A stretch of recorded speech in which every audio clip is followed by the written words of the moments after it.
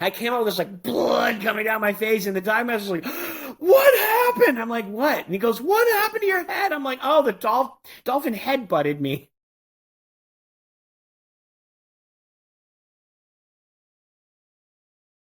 Your scariest experience.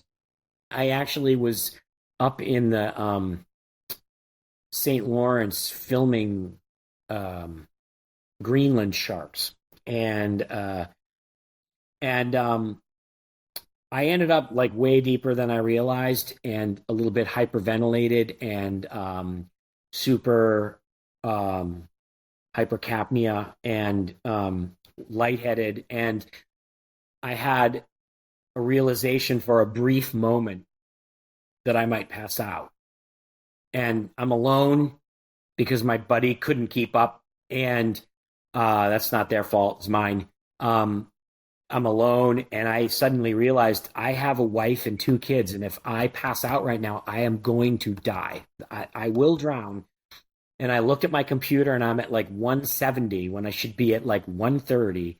I'm on the wrong gas to be at 170, and I'm lightheaded. And I freaked a little bit, like, and I did what you need to do. I started breathing very deeply without regard for gas supply. I punched my BC to get some buoyancy, so that if I did pass out, I would hit the surface, and at least maybe it'd be able to revive me. And when you do something like that, you know what's going to happen. You're going to start accelerating towards the surface, and you can lose control and get bent because you come shooting out of the water and you didn't do a deco stop. Shooting to the surface from 170 is a horrible idea. And fortunately, as I passed like 100 feet, I completely gained clarity. The narcosis went away. The hypercapnia went away. I became very clear and focused again. And I immediately started venting the air from my BC to slow down. And I came to a stop at about 50 feet, which was where my first deco stop was. So, made it look like a pro move, but mostly just lucky. Does everybody who's a diver though get a reminder like that occasionally that like, oh no, don't push it. Like you can't. I see people make really dumb mistakes with cameras. That's why I also say like you shouldn't be diving with a camera until you've had 100 dives. Like cameras are so distracting. We were in the Galapagos a few years ago, and a guy on our boat got distracted by a sea turtle on a night dive and ran out of air at 100 feet. And thank goodness he was able to shoot to the surface and he didn't die. But he got bent. He was bent, and we had to cancel the trip for everybody who had spent $7,000 for the week on this boat. We had to turn the boat back and get him to a recompression chamber. He got bent. The reason he got bent, he ran out of air. The reason he ran out of air, distracted by a camera. He was after the world's greatest shot of a sea turtle. And I make fun of it a little bit, but dude, I have done that. Like I have done that. You get in the Yeah. moment. Oh my goodness, that's the coolest looking sea turtle. And look, he's eating a sponge. I can get the greatest shot of this. No, I mean I only have 300 psi, but I'm okay. You know what I mean? Like you can do that. And I know several people that have gotten in very bad situations because of cameras.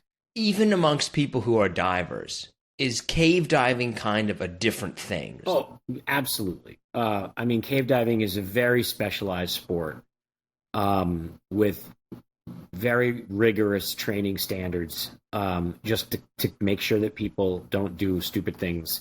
It is a very, very easy way to die, if you're not careful and you're not trained and you're not using the right equipment and you don't do it right. So obviously, like the danger is drowning ultimately. But Well, I mean, that is the danger of our sport. We are underwater. right, like what's the danger? Well, drowning. But what's the danger in cave diving, if that makes sense? Like, how do you end up drowning, essentially? You can get lost. You can silt the place out, which means you get lost. Um, it's usually getting lost. That's why navigation is so important. Every once in a while, someone will have a medical issue. which isn't the cave diving's fault. And every once in a while, someone will have an equipment malfunction, but I would say that dive gear is terrifically reliable. And it's really usually more diver error. The diver gets lost. The diver does something wrong. And sometimes people have situations that are totally recoverable, but they panic. Are dolphins jerks?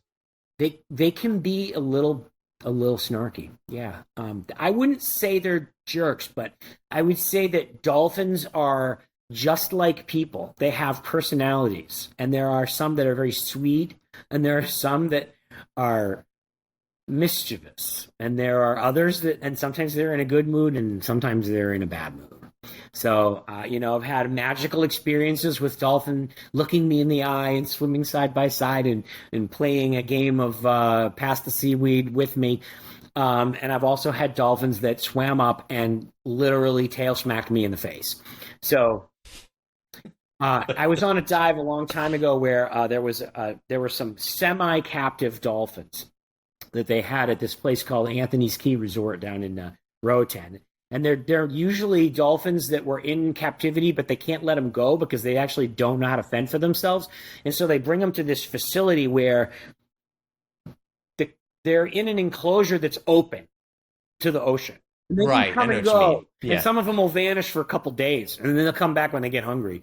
And they hang around, and there's some that, never go out. They can hardly get them to leave. And then there's some that, they'll go out for a few hours. And what they'll do is they will take people out on a dive, and they try to get the dolphins to come over and play with the divers. And they usually do, because divers are mildly entertaining to dolphins.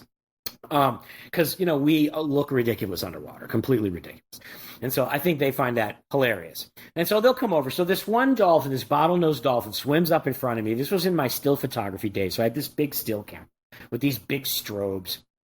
And the dolphin came up and looked at me, and I looked at the dolphin. I'm having a Zen moment. We're staring into each other's eyes. I bring my camera up, and I take a picture, and the two strobes just flash really bright, and the dolphin blinks, looks at me, and then the dolphin just goes, and headbutts the strobe, because I put the camera down to look, and the strobe is right in front of my face, and the dolphin goes, and headbutts the strobe, and the strobe goes bam right into my forehead. I had a huge gash on my forehead, and I came up to the boat and I handed my camera up, and I didn't realize, like, it hurt, but I didn't realize it was like bleeding